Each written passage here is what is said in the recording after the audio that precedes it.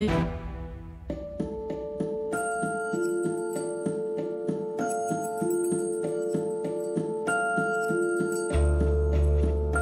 m'appelle Marie-Laure. J'ai passé 11 ans dans une communauté religieuse qui s'appelle les Sœurs contemplatives de Saint-Jean. Au sein de ce groupe, j'ai subi un crime qui n'est pas reconnu par le droit pénal ni par le droit de l'Église, qu'on pourrait qualifier d'abus spirituel. Vu de l'extérieur, on ne peut pas le repérer, et alors que pour la personne qui subit l'abus spirituel, ça dévaste son existence. C'est une forme de prise de contrôle sur la personne, il y a une forme de violence qui laisse des séquelles qui sont souvent similaires à l'abus sexuel.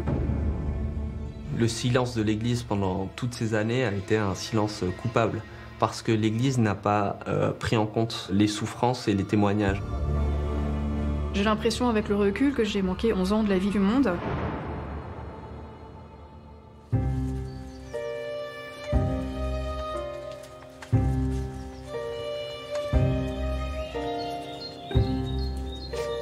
J'ai grandi dans un milieu catholique, mes parents étant des gens qui étaient très croyants et pratiquants.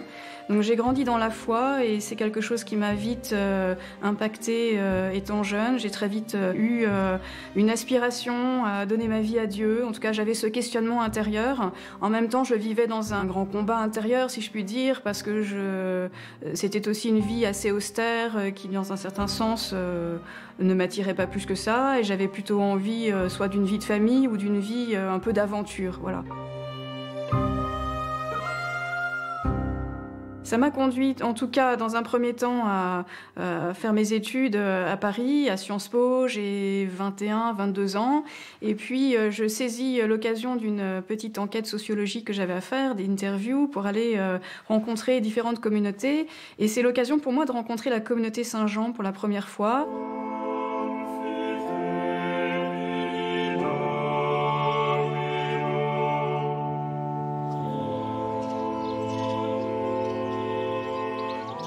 La communauté Saint-Jean, c'est une famille religieuse créée en 1975 par un père dominicain qui s'appelle Marie-Dominique Philippe. La doctrine de la communauté Saint-Jean, c'est la recherche permanente de la vérité et l'amour d'amitié. Donc ça fait partie de ces communautés un peu nouvelles qui ont émergé suite à Vatican II et qui veulent être un renouveau en fait de la vie monastique.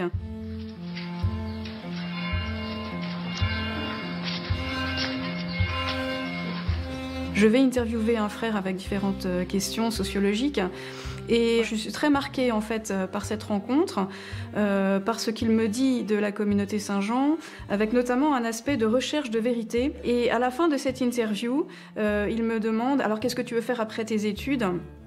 Je lui dis peut-être la théologie et il me dit « Écoute, va à Saint-Jodard, c'est la maison mère de la communauté Saint-Jean et là, on propose des cours qui sont ouverts à des étudiants qui voudraient se joindre à la communauté éventuellement. » Toute la stratégie de la communauté Saint-Jean, c'est finalement d'utiliser ce levier-là pour les faire rentrer d'abord dans une démarche intellectuelle, leur dire venez poursuivre votre enseignement, en plus tout cela sera couplé avec votre foi, etc. Mais ensuite, finalement, de les mettre dans des rails qui ne leur permettent plus de sortir. Donc une fois mon diplôme obtenu, je décide effectivement de vivre cette étape qui est d'aller passer 1 an au minimum comme étudiante à Saint-Jodard. Donc poursuivre les cours de la communauté, éventuellement prier avec la communauté, observer, voilà, discerner ma vocation. Je pense qu'elle cherchait un moyen qui correspondait à son caractère, un moyen entier et total de se donner à Dieu et pour elle il n'y avait pas de petits moyens.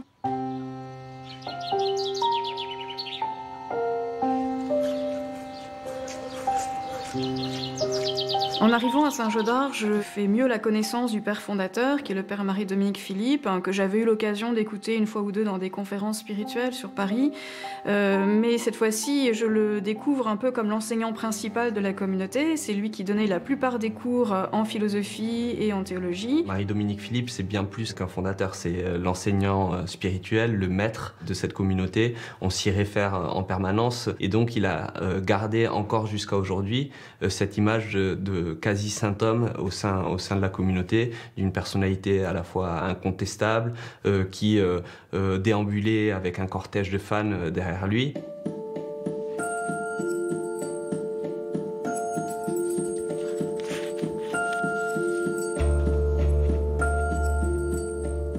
Cette année d'études, en fait, je l'ai vécue dans une grande ambivalence parce que j'étais passionnée vraiment par la formation. Ça m'ouvrait un horizon complètement différent au plan intellectuel. Mais il y avait aussi des choses dans la communauté qui me heurtaient. Une certaine rigidité, une certaine austérité dans la liturgie, dans la manière d'approcher les gens. Donc j'avais ces deux pôles-là très différents.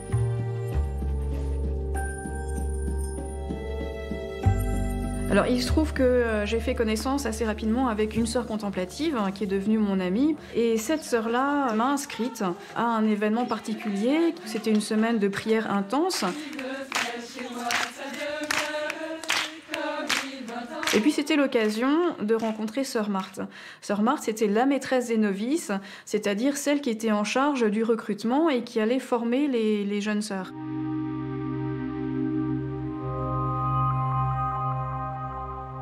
On me l'a dépeignée en fait comme quelqu'un de vraiment exceptionnel, une sainte, quelqu'un qui avait une présence très particulière aux gens, qui avait un discernement qui venait de Dieu, quoi, une grâce de discernement.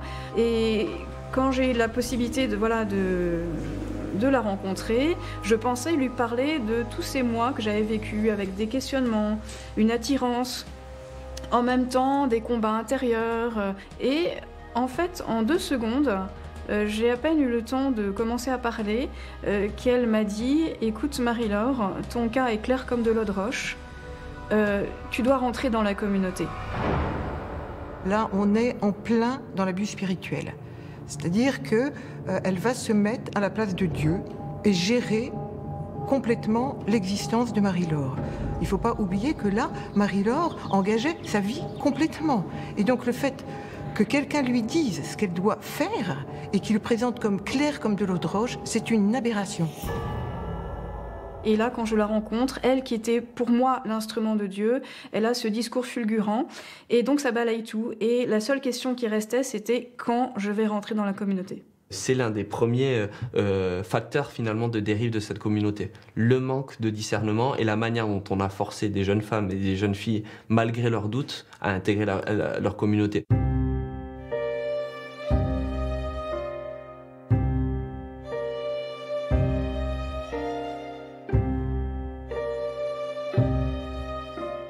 Donc je vais finalement rentrer dans la communauté des Sœurs Contemplatives en septembre 98. Donc à l'époque, j'ai 23 ans.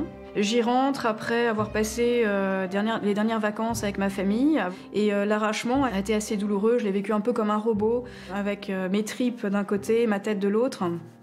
Et en me disant, c'est l'appel de Dieu sur toi, tu y vas, même si ça me déchire. Voilà. J'ai pas senti que ma sœur était particulièrement sûre d'elle quand elle rentrait dans la communauté. De mon petit point de vue, c'était surtout un mal-être. Une période compliquée, de beaucoup de tensions intérieures et de batailles. C'était un peu flou et très torturé quand même.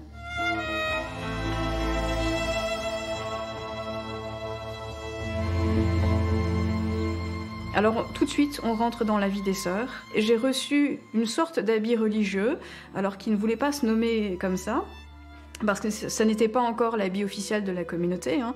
Mais c'était une petite tunique avec une capuche que toutes les jeunes recrues ont reçue à ce moment-là. Si la tenue est donnée trop rapidement, on marque d'une empreinte trop rapidement la personne. Et ça, l'empreinte fait partie du mouvement de l'emprise.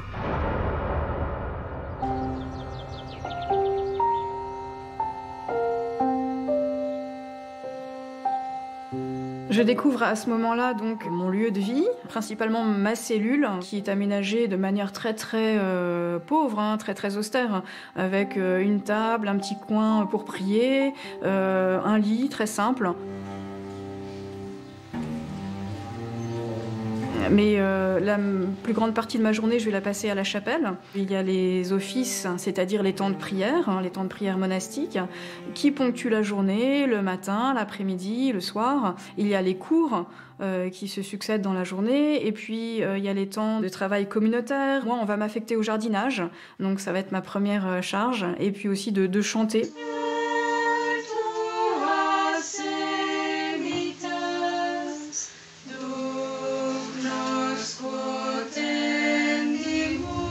Il y avait un agenda tous les jours très contraignant et très rempli. Ça évite à une personne de se reposer l'esprit, de se poser des questions, de prendre du recul sur sa vie, de se demander où elle en est, etc. On est dans un tourbillon permanent de prières, de discussions, d'enseignements, etc.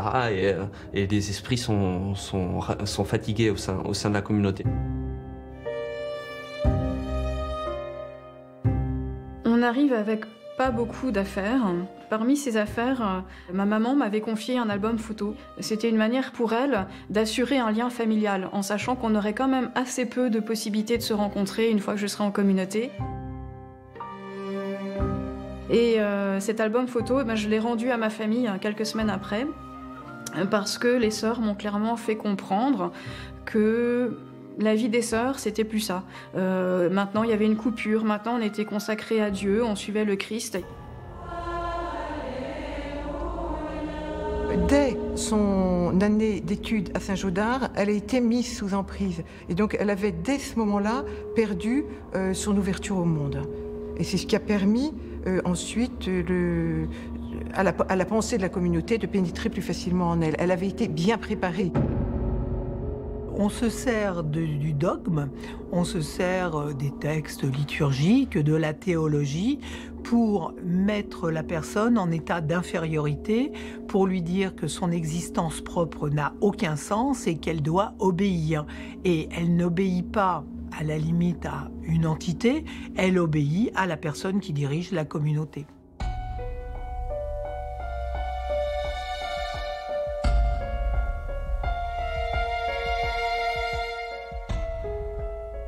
Huit mois en fait après mon début de chez les sœurs, là c'est la prise d'habit.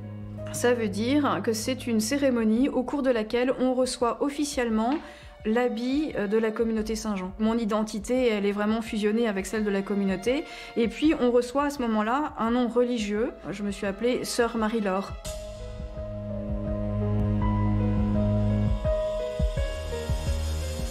Mes parents, je pouvais leur écrire en principe une fois par semaine.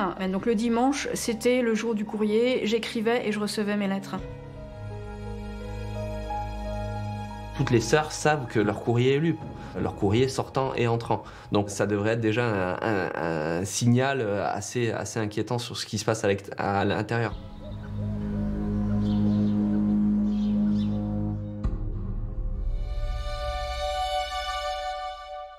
Je pouvais rencontrer mes parents pour ce qu'on appelait des parloirs, c'est-à-dire des visites, voilà, tout simplement. Et ça avait lieu 3 fois par an. Pendant ces visites à la famille, en fait, les sœurs sont relativement présentes. Et puis, sœur Marthe insistait beaucoup là-dessus pour avoir un lien avec les parents, pouvoir leur parler. C'était une manière aussi de manifester à mes parents le lien qu'elle avait avec moi. Qu'elle était bien ma supérieure, que moi j'étais bien soumise à elle. D'ailleurs mes parents tiquaient parfois par rapport à ça parce que j'avais pas beaucoup de liberté d'expression pendant ces petites audiences. Tout était régi par des règles et des lois. Hein. Donc il y avait certaines heures, on attendait de pouvoir voir Marie-Laure. Elle arrivait souvent en retard, en courant, elle avait plein de choses à faire et nous, on se mettait au pas de sa vie.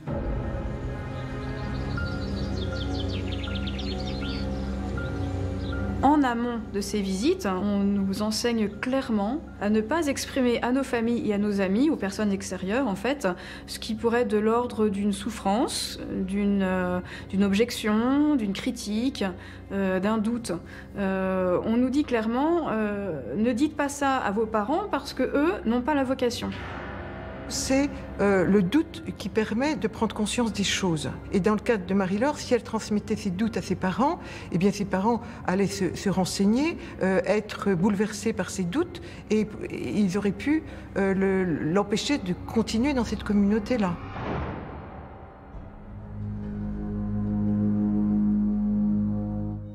Il fallait donner un témoignage de joie, c'est-à-dire montrer qu'on était heureux d'être consacré à Dieu, que cette vie religieuse, elle était faite pour nous, et donc il y avait une certaine vitrine.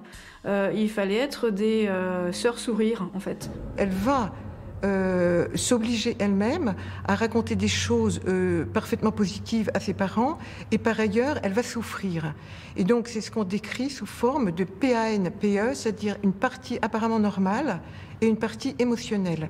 Eh bien, là, ses émotions sont d'un côté et son comportement est d'un autre. Elle est dissociée. C'était pénible parce que je sentais, à la fin du parloir, je sentais que il y avait quelque chose d'un lien qui n'avait pas été renoué. Et, il y avait un manque d'authenticité. Et j'étais assez malheureuse de ça. Et puis, il fallait revivre la séparation à chaque fois.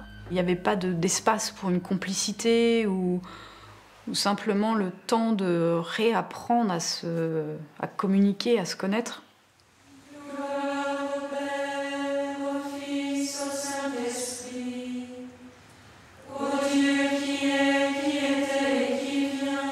C'était la même chose par rapport aux autres jeunes sœurs qui nous entouraient.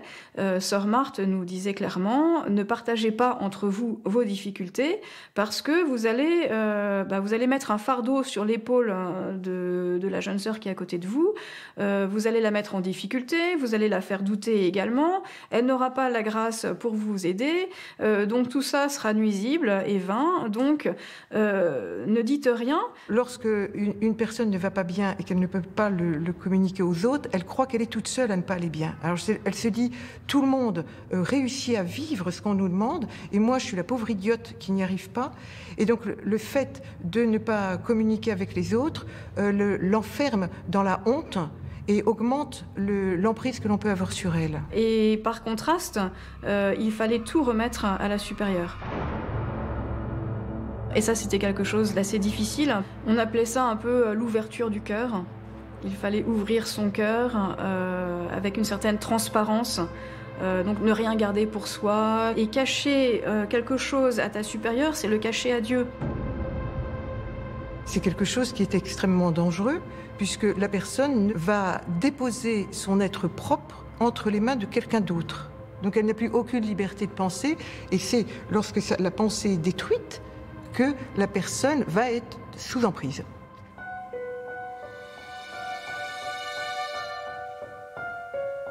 Les doutes qu'on pouvait être amené à confier, ils étaient reçus de différentes manières. Il y avait une manière plus affective qui était de vouloir me rassurer. Sœur Marthe, par exemple, me disait mais ma sœur Marie-Laure, ne t'inquiète pas, tu dois me faire confiance, moi je sais que c'est ta vocation et tu dois t'accrocher, tu dois t'abandonner comme un enfant, voilà. Il pouvait y avoir le côté plus menaçant. Tu sais, là, c'est vraiment le démon. Ça, tu dois le mettre de côté. C'était vraiment trahir Dieu, trahir le plan de Dieu sur nous. Donc ça, c'était vraiment la chose à éviter. C'est véritablement un classique de la perversité. C'est-à-dire qu'on flatte et on punit tour à tour, ce qui fait que ça déstabilise totalement l'individu, qu'il ne sait plus qui il est vraiment et quel est son rapport à autrui. Les abus spirituels qu'elle subit vont entraîner, et on le voit chez elle, une aliénation mentale, psychologique et spirituelle, et qui fait qu'elle n'a plus les capacités de discernement, son jugement est faussé, et sa conscience est endormie. J'ai essayé de rentrer dans ce qu'on me demandait. Je me souviens de certaines corrections que j'ai reçues, on me faisait des reproches. On me reprochait par exemple de ne pas être assez souriante, de ne pas être assez dans la joie. C'était des choses qui m'affectaient. Mais ce désir spirituel, c'est ça qui m'a tenue, qui m'a fait accepter beaucoup de remises en question, beaucoup de recadrement, d'humiliation parfois. L'abus spirituel va se démarquer de tout ce qui est manipulation mentale et harcèlement par le fait que ça touche non pas simplement la personne, mais ça touche la relation de la personne à Dieu.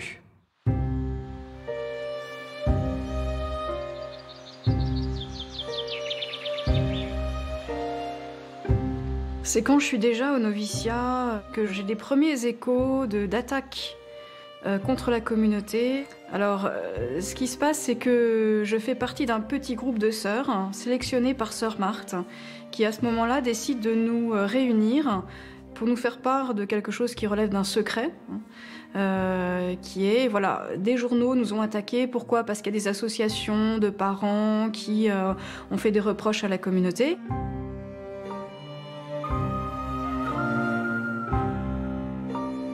On reproche au père Philippe d'être un gourou, on reproche aux sœurs de tout le temps parler de la philosophie, des cours. C'est toujours le démon, en fait, qui est derrière et qui agite des parents, qui agite des associations pour nous faire du mal. Tout ça doit être démonté, c'est faux, c'est de la persécution, et nous devons en être convaincus. Qu'est-ce qui va se mettre en place si on attaque la communauté ? Eh bien, ce sont les défenses communautaires. Et donc, en critiquant, on aggrave le phénomène de fusion communautaire.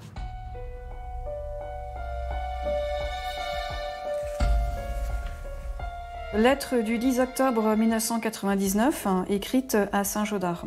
Les sœurs ont convoqué quelques-unes d'entre nous pour demander à nos parents ceci. Voudriez-vous bien écrire un petit témoignage tout simple et spontané sur votre lien avec la communauté et avec moi dans la communauté ? Enfin, c'est dingue quand même. Moi, je serais dans une secte. Pauvre père qui en prend plein la figure. Et mes sœurs responsables qu'on voudrait faire passer pour des tyrans. Vous vous rendez compte ? Je suis tout de suite rentrée dans ce regard-là. J'avais été préparée en fait à rentrer dans ce regard, que toute campagne de presse était nécessairement une calomnie. Et quelque part, c'était aussi un moyen de resserrer le lien entre nous, de nous souder davantage. Il y avait le monde qui était mauvais et qui nous agressait, et nous qui cherchions à vivre de Dieu et qu'il fallait protéger. Bref, tout va bien, tout va très bien. Mes parents se sont très bien prêtés à la demande de sœur Marthe que je leur ai communiquée. Donc effectivement, ils ont écrit une lettre de soutien de la communauté.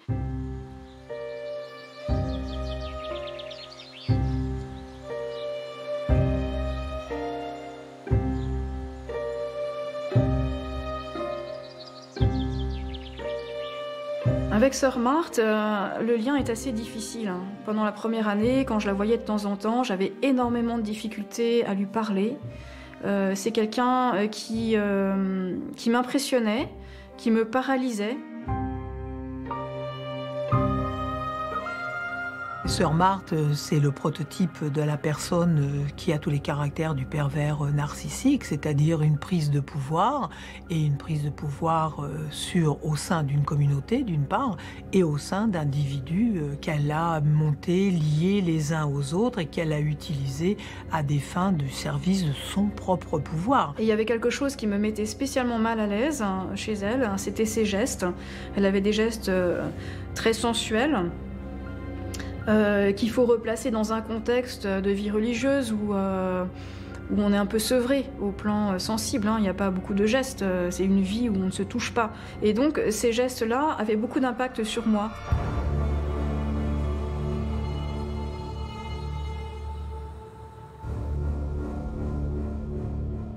Je me retrouvais souvent dans son bureau à une heure tardive, dans l'obscurité, avec le couvent silencieux.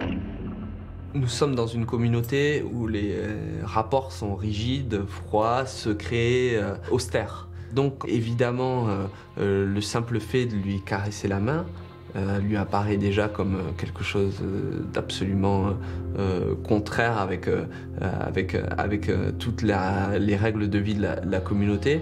Et en plus de ça, c'est un viol, mais pas au sens juridique du terme, évidemment, mais elle le ressent comme tel. Nous n'avons pas à juger de la gradation de ce qui est un abus. Si un simple attouchement d'une caresse, etc., est considéré par celui ou celle qui le reçoit comme une atteinte à sa dignité, nous parlons d'abus.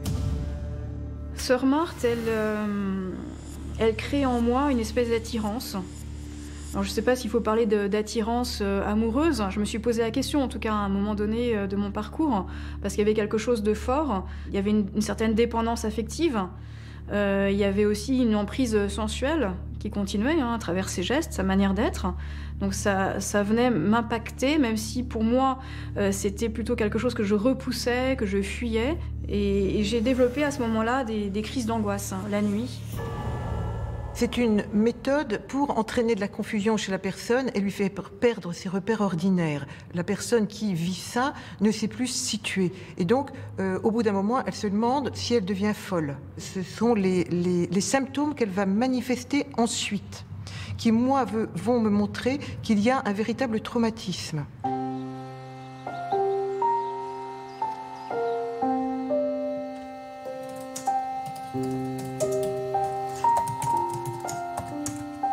À l'âge de 26-27 ans, je fais ce qu'on appelait la profession temporaire pour 3 ou 4 ans, en fait. On professe des vœux, qui sont les vœux classiques pour la vie religieuse, qui sont les vœux d'obéissance, de pauvreté et de chasteté.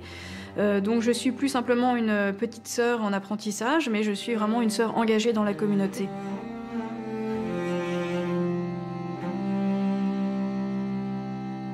On m'envoie aux Philippines parce qu'on avait décidé d'implanter un nouveau monastère. Une semaine, jour pour jour avant mon départ, il se passe le 11 septembre 2001. Alors qu'est-ce que j'ai su de cet événement ? Rien, pratiquement. En fait, il y a quelques années seulement, où j'ai découvert les images. Et voilà, j'ai été complètement saisie de découvrir l'ampleur de l'événement qui m'avait été caché. On édulcore les informations parce que les personnes ont eu comme une interdiction à accéder à leurs propres émotions, parce que c'est dans les émotions qu'on existe nous-mêmes. Et là, on voit bien qu'il est demandé aux personnes de ne plus exister par elles-mêmes et pour elles-mêmes, mais de ne vivre que par la pensée de quelqu'un d'autre, la pensée de la communauté. J'ai eu honte qu'on n'ait pas du tout été tenus au courant, d'autant plus que nous, les sœurs contemplatives, nous avions quand même cette vocation de donner notre vie pour le monde, prier pour le monde, quelque part sauver le monde par l'offrande de notre vie et par notre prière. Et je me rends compte qu'en fait, on était tellement enfermés dans une espèce de bulle, complètement coupés de la souffrance des gens, coupés de la réalité du monde.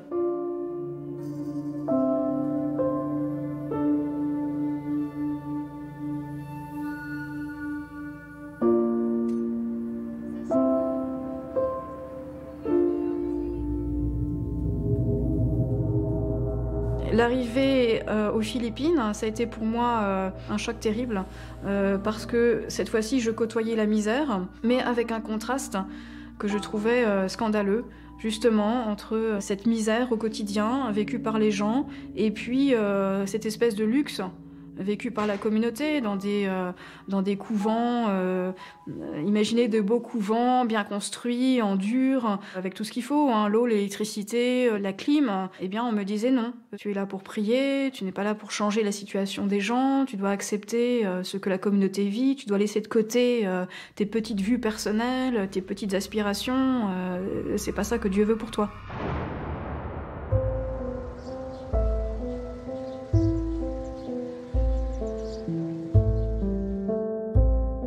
Je suis prise en charge par sœur Marie Ségolène, qui s'occupe de moi comme jeune sœur. Et à ce moment-là, j'ai ressenti douloureusement l'absence de sœur Marthe, qui avait été ma référence absolue pendant au moins 2 ans.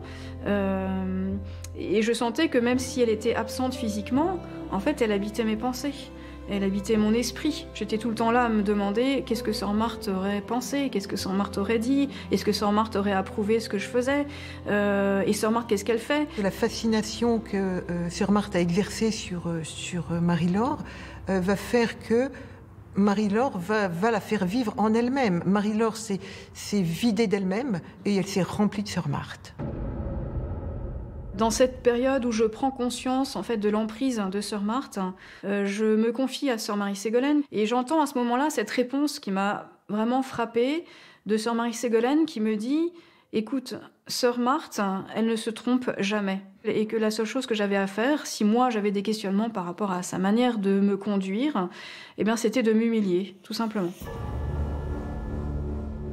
M'humilier, ça veut dire prier pour que Dieu me donne la grâce d'être plus docile, que je sache qu'elle avait raison, que moi, si je doutais, c'est moi qui avais tort, et que c'était simplement à moi de remettre en question ma manière de penser, de voir les choses. Une affaire pas très catholique. La congrégation des frères de Saint-Jean présente-t-elle un danger ou pas? Des rumeurs de viol, suicides, dérives ont récemment défrayé la chronique de cette jeune communauté religieuse forte de 500 membres dans le monde. Pendant que j'étais aux Philippines, je crois en 2004, le cardinal Barbarin en fait initie une démarche d'enquête auprès de la communauté. Parce qu'il avait déjà eu vent d'un certain nombre de témoignages et de faits qui laissaient penser qu'il y avait des dérives sectaires au sein de la communauté. C'est très compliqué dès le départ pour les inspecteurs du cardinal Barbarin de savoir réellement ce qui se passe dans la communauté. Évidemment, l'emprise de sœur Marthe est totale sur les religieuses, donc on imagine bien que dans leurs témoignages, etc., elles sont dans l'incapacité, il y a une emprise mentale, donc elles sont dans l'incapacité de considérer elles-mêmes qu'elles sont potentiellement dans une secte.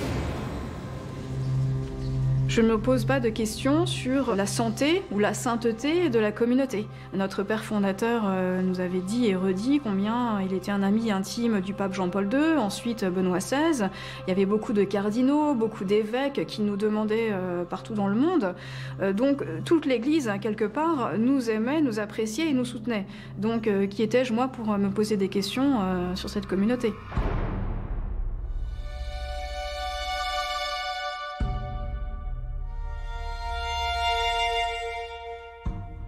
Ma mission aux Philippines, elle prend fin après 2 ans. Et puisque je savais que je revenais en France, j'écris à sœur Marthe pour lui demander la possibilité de participer, moi aussi, à la formation des jeunes sœurs en France, au noviciat en France. Et elle accepte. Alors c'est le phénomène que moi j'appelle le phénomène de marionnette. Pour moi, il y a 3 étages. Le prédateur va tirer les ficelles des marionnettes qui vont exécuter ce que demande le prédateur, et les marionnettes elles-mêmes vont agir sur les pions. Marie-Laure, jusqu'alors, était un pion. Et puis, à un moment donné, elle devient marionnette. Dans le fond, je deviens un rouage du système. Ayant subi une forme d'emprise, je la répercute sur elle. Une jeune sœur qui venait auprès de moi et qui me disait tu sais, je suis pas très sûre de ma vocation, est-ce qu'il faut vraiment que je reste, je me sens pas si bien. Je lui ai répercuté exactement le discours que moi j'avais entendu pendant des années. J'avais suffisamment intégré ce schéma en fait pour le répercuter de manière assez naturelle, sans me poser trop de questions.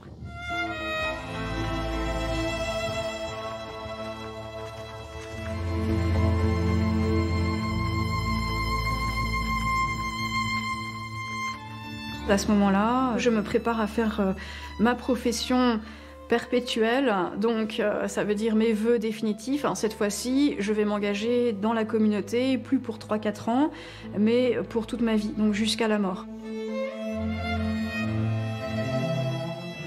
Peu de temps après ma profession perpétuelle, de retour aux Philippines, je ressens des douleurs au ventre, des douleurs aiguës au ventre. On me diagnostique une tumeur dont on ne connaît pas encore vraiment la nature. Et puis j'ai aussi beaucoup de crises d'angoisse, des cauchemars, des choses un peu perturbantes. Lorsque le psychisme n'arrive plus à absorber les incohérences, le corps va se mettre à exprimer les choses.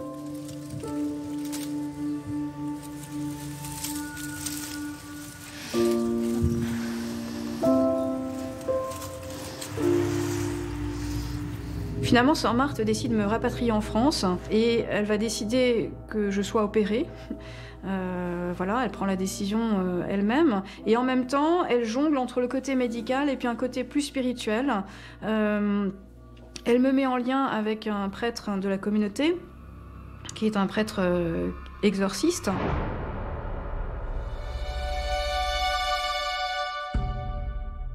Il considérait que du coup j'avais une certaine porte ouverte, voilà, à l'influence du démon, soit par ma faute, soit du fait de ma famille.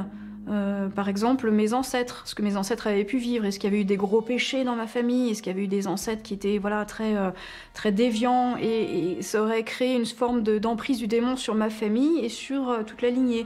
Quand elle est malade, quand elle souffre, on la colle dans les mains d'un exorciste qui, pendant 1 an et demi, va l'empêcher de se soigner. Donc, le pouvoir est exercé par une seule personne. La règle est dictée par une personne. Elle est demandée d'appliquer par une seule personne et la justice, la punition se fait par une seule personne. Ce sont les traits typiques d'un pouvoir totalitaire où les 3 pouvoirs sont réunis dans les mêmes mains.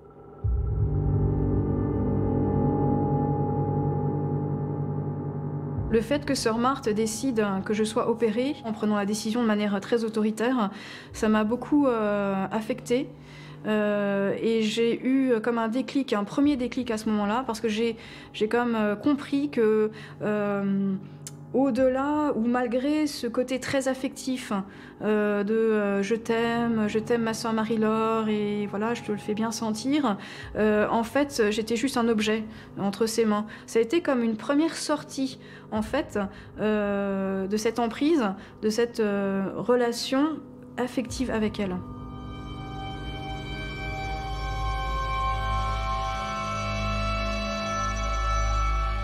Alors à ce moment-là, j'ai droit à une confidence tout à fait surprenante et certainement assez involontaire de la part de Sœur Marie-Ségolène, qui me confie que Sœur Marthe en fait était parfaitement au courant qu'un prêtre de la communauté, qui était très en vue parce qu'il enseignait notamment, donc que ce prêtre avait mis plusieurs sœurs dans son lit et que Sœur Marthe l'avait couvert. Ce qui m'a le plus choquée à l'époque, c'était de réaliser que Sœur Marthe ne prenait pas soin des sœurs.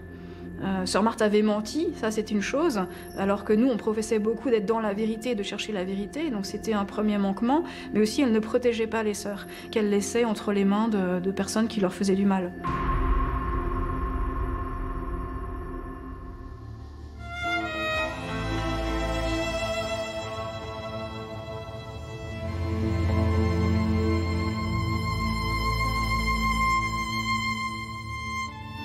Peu de temps après, je suis envoyée, cette fois-ci au Québec. Alors à ce moment-là, je fais la connaissance aussi de quelques paroissiens. Et là, en fait, j'expérimente une manière de prier qui est complètement différente, beaucoup plus libre. Et aussi une forme de soutien fraternel qui contraste avec la solitude que je vivais à l'intérieur de la communauté. Et je me disais qu'il y a quelque chose de plus authentique et même de plus profond dans ce qu'ils vivent que ce que moi je vis, même si je porte un habit et que j'ai le nom de sœur.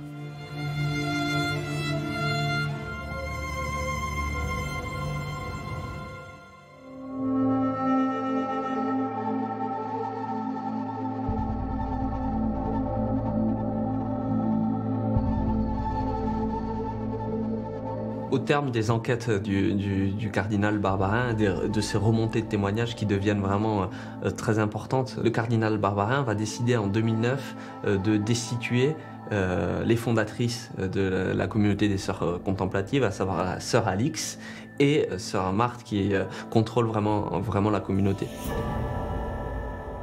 C'était mon univers qui s'écroulait, c'était tout ce qui avait fait ma vie depuis 11 ans qui s'écroulait, et donc c'était un chamboulement énorme qui me mettait dans un vertige. Je vais commencer par vous parler d'une petite affaire embêtante. Je m'arrête tout de suite pour vous dire qu'à part ça, ça va très bien. Sœur Marthe nous demande, à moi et en fait à toutes les supérieures dans le monde, de démissionner de leur charge en protestation contre cette mesure brutale. Donc pendant plusieurs semaines, j'ai pris le parti de Sœur Marthe contre le cardinal Barbarin, tout en gardant mes propres questionnements, tout en étant au bord de l'épuisement, tout en me disant de plus en plus que cette vie n'était pas faite pour moi et qu'il y avait quelque chose qui clochait profondément dans le fonctionnement communautaire. Il va falloir qu'elle fasse tout un cheminement pour rejeter Sœur Marthe. Ce cheminement va être entravé par une culpabilité et une honte. Et donc dès qu'elle va vouloir avancer, la question qu'elle va se poser, mais pourquoi est-ce que j'ai cru à ça ?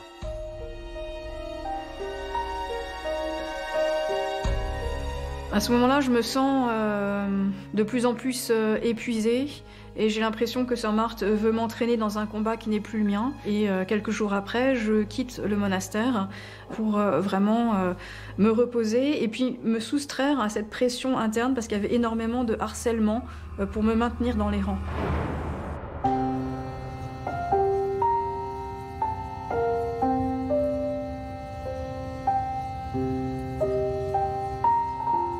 Il y a un homme qui s'appelle Sylvain, qui est un paroissien et avec qui se noue peu à peu une relation d'amitié.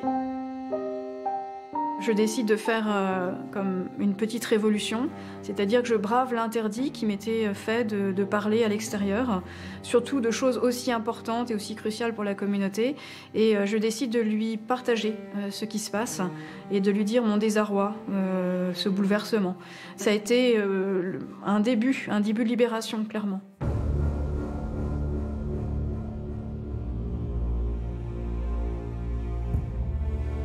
Sœur Marthe, à ce moment-là, me contacte par téléphone. Elle réagit de manière très brutale en me critiquant, en me reprochant de lâcher ma vocation, en me reprochant de m'appuyer sur des personnes qui, selon elle, n'étaient pas dignes de confiance. Donc insultant Sylvain, insultant tous ceux auprès de qui j'avais trouvé un appui. Quelques notes de mon ressenti suite à mon dernier coup de fil avec Sœur Marthe. Tension extrême et épuisement, suite au contact avec Sœur Marthe. Base de confiance en soi sapée. Sylvain est frappé par mon incapacité à faire confiance à mon propre jugement. Lien maladif avec Sœur Marthe. C'est une conversation qui a été très rude pour moi. Je sentais un énorme jugement, aucune confiance en moi, aucune confiance dans les personnes qui maintenant avaient du prix à mes yeux. Donc c'était un moment assez déterminant pour moi pour me dire qu'il fallait que je coupe cette relation.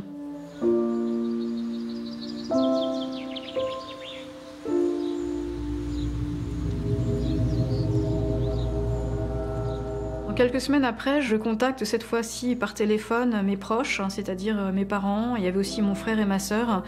Je voyais désormais plus clair sur mon cheminement et surtout j'avais au cours de ces derniers mois pris davantage conscience de ce que j'avais vécu au sein de la communauté. Donc il y a eu ce long coup de fil de plus de 2 heures. Elle a vidé son sac et nous on était là et on écoutait. On était dans le salon chez mes parents et c'était... Ça a vraiment été comme un coup de massue. On se dit, mais alors, ça fait 11 ans qu'on croit qu'elle est heureuse. Mes parents ont réagi dans une certaine stupeur, une certaine forme de culpabilité, en tout cas pour ma mère, culpabilité de ne pas avoir vu cela plus tôt, une certaine forme de panique aussi en se disant comment va-t-elle rebondir après tout ça, que va-t-elle faire de sa vie, est-ce qu'elle va réussir à s'en sortir, est-ce qu'elle va en garder des séquelles, voilà.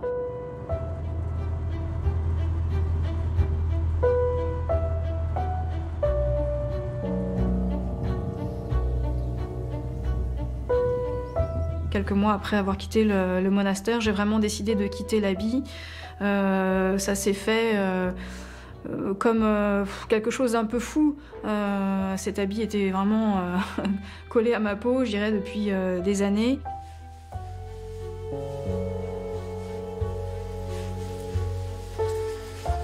Il fallait se réapproprier aussi l'image de moi-même. Il fallait que je me réapproprie mon propre corps. Concrètement, j'avais les cheveux très très courts parce qu'on se rasait les cheveux dans la communauté. Donc j'avais évidemment les cheveux très courts. Et j'avais aucun vêtement. Il fallait renaître aussi, par rapport à ma féminité et tout ça. C'était quelque chose qu'il fallait se réapproprier complètement.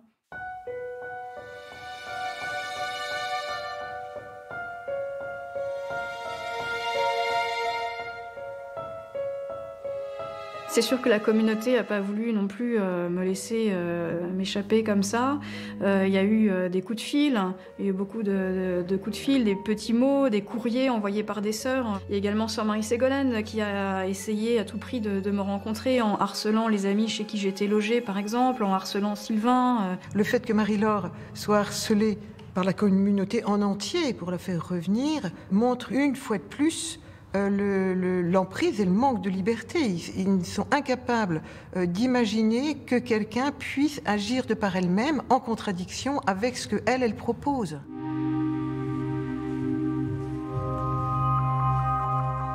Je m'étais adressée aux autorités de la communauté en leur demandant d'être relevée de mes vœux. En février 2010, l'Église à ce moment-là m'apporte une réponse avec un papier officiel me disant « Voilà, vous êtes relevés de vos vœux et de l'obligation, vous êtes libres désormais ».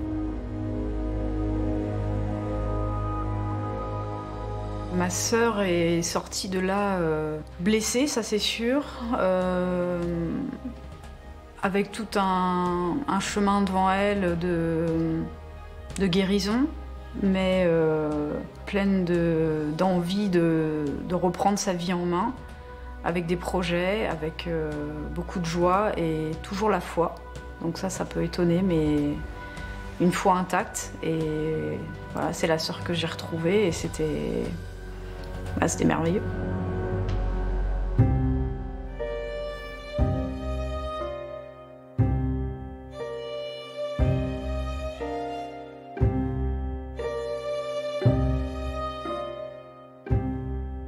C'est un temps où je redécouvre des joies toutes simples de la vie quotidienne, des joies de famille avec des amis, du sport, des promenades dans la nature, voilà, dans une grande liberté.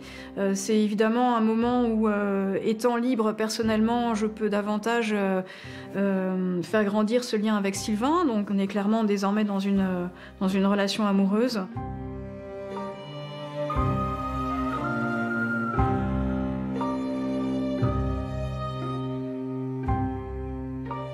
On s'est mariés en juillet 2011 et puis on a eu, presque un an après, on a eu une petite fille qui est née, Abigail, qui est née au Québec.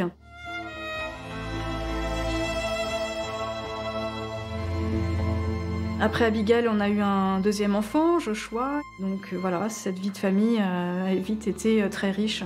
Et ce qui est merveilleux, c'est que au sein de ce couple et de cette famille, je vis aussi ma foi de manière encore plus forte qu'avant, et ça me tenait à cœur. Elle a su faire la part des choses entre ce qui relevait d'un abus spirituel, justement, et ce qui relevait de la religion catholique.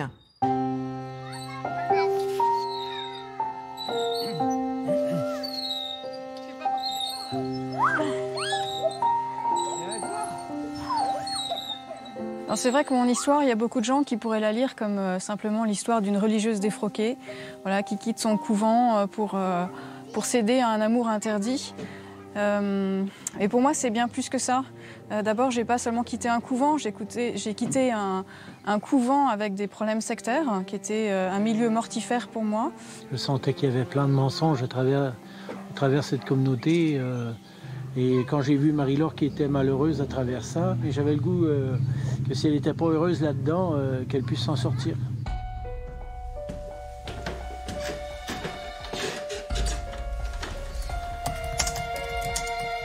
J'ai senti le besoin de partager mon expérience et mes questionnements, donc j'ai écrit un rapport interne que j'ai remis à l'évêque qui était en charge du dossier. Et à ce moment-là, Monseigneur Brincard m'a demandé de garder le silence.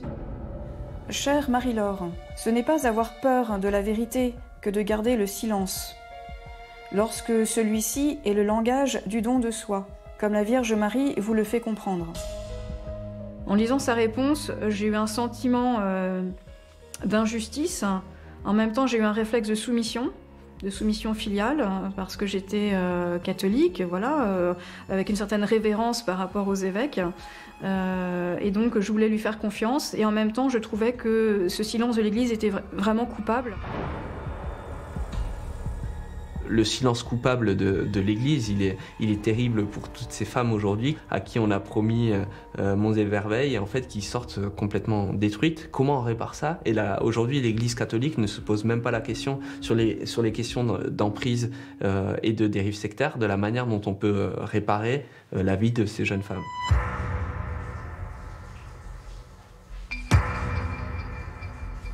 Après quelques années, c'est-à-dire en 2014-2015, je découvre en fait que la communauté à laquelle j'avais appartenu avait réussi à se reconstituer. Un évêque en Espagne avait accepté de les accueillir dans son diocèse, et donc ce groupe emmené par sœur Marthe s'était reconstitué sous un autre nom qui est les Sœurs de Maria Stella Matutina. La vie des sœurs de Maria Stella Matutina est strictement la même que ce que moi j'avais expérimenté. Et ça m'a mise en colère de voir que l'Église, finalement, avait laissé faire, elle avait sanctionné, et puis finalement elle avait réhabilité, et que cette réalité sectaire, elle perdure, voilà, encore aujourd'hui.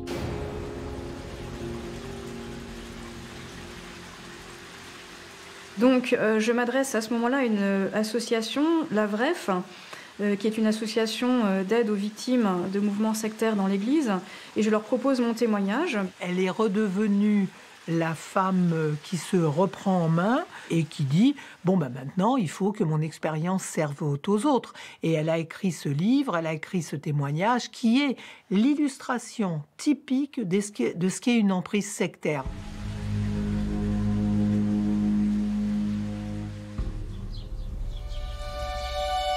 C'était pour moi l'occasion de déposer quelques fardeaux de culpabilité que je gardais encore après toutes ces années, de bien nommer le mal, de bien nommer l'abus, et puis avec un sentiment de faire une œuvre de vérité, avec un espoir de peut-être faire bouger un peu l'institution.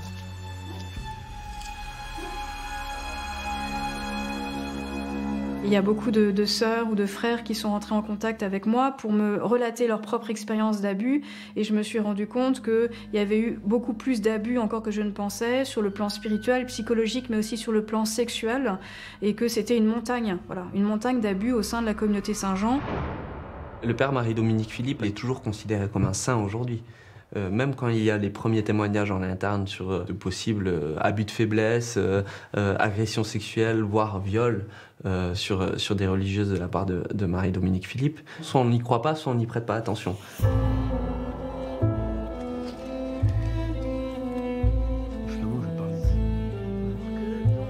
Cette expérience me conduit à un devoir de développer ma vigilance. Il faut vérifier les choses par soi-même, il ne faut pas se laisser happer par un processus trop rapide dans lequel on n'a plus de temps de réflexion. Il faut savoir prendre du temps avant de prendre ses décisions, il faut savoir en quoi je crois, sur quoi sont fondées mes convictions. J'aimerais inculquer ça aussi à mes enfants.